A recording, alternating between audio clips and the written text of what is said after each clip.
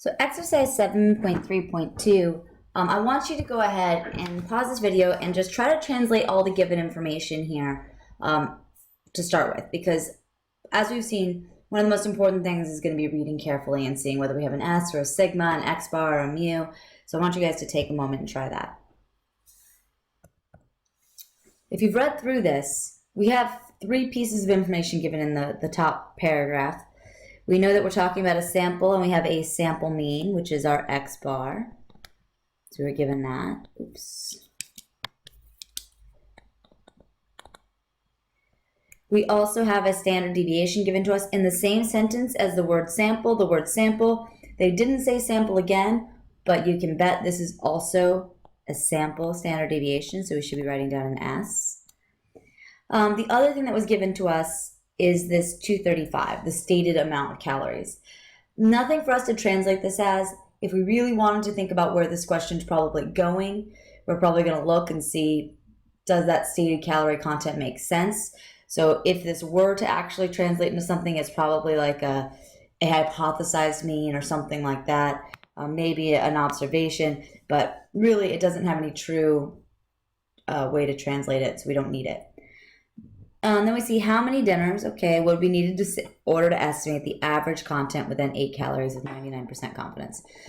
So again, how many is telling us we're looking for a sample size. We have that word average telling us we're doing this for a mean. We can translate the rest of this within 8 calories, that's our margin of error. And our confidence level is 99%. Now, if we go straight to the formula sheet, we'd go, okay, we're looking for a sample size, pretending I hadn't read any of the information at the top of this page. I'm doing it for a mean when I don't know sigma. I don't know the population standard deviation, so I've got to use this formula. Okay, so I'll write that down.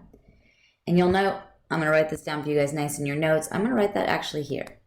T star times S divided by the square root of n. Square root of n, that is so not right. Divided by the margin of error. And then that whole business squared. So first thing we want to do is go get a T star. And as we got T stars for in 7.2, that means we need a degree of freedom, which means we need an n minus, oh crap. We don't have n because that's what we're looking for, right? So this is why this formula by itself doesn't work, and why on the formula sheet you actually see this arrow here. The arrow is telling you that this is a two-step process. In step 1, you have to just pretend S is sigma and use the formula for a Z. So we're going to, for the Z interval. So we're going to go ahead and do just that. So over here, step 1, use S as sigma. All right, so we'll go ahead and I'll rewrite this N over here. We're going to do N is equal to Z star times sigma all over our margin of error squared. So Z star we can get for 99% confidence level, that is 2.576. We know our sigma, or in this case we're going to guess it's sigma with our S. And then we're going to divide this whole thing by our margin of error, which as we said, we want it to be within 8 calories. So we're going to take all that value and square it. So 2.576 times 12.38 divided by 8, all of that squared. Don't step on my screen, cat. So the n here would be 15.69, which we know we would round up to 16. Now this is not our answer. That is just step 1. Step 2 is that we now use this n in our degree of freedom formula. So we can go get a T star. So this n, that's its only purpose. It just comes over here and goes into the degree of freedom formula. So, okay, well now I know 15 is my degree of freedom, so I can actually go and get a true T star. So go, that's the wrong table. We needed 15 as our degree of freedom. We were dealing with a 99% confidence level. We just need to figure out where these two things intersect. That's the T we're going to use, 2.947. So, all right, 2.947 times that S, which is actually an S, all divided by our margin of error squared. So I'm just going to go ahead and personally bring back the calculation we did before, not like that, and just, come on now, and just, it's like bouncing around my screen. I'm gonna go slower. Change out the Z star for a T star. Oh God, no, my previous one I was missing a 9 or an 8. Oops, now I fixed it.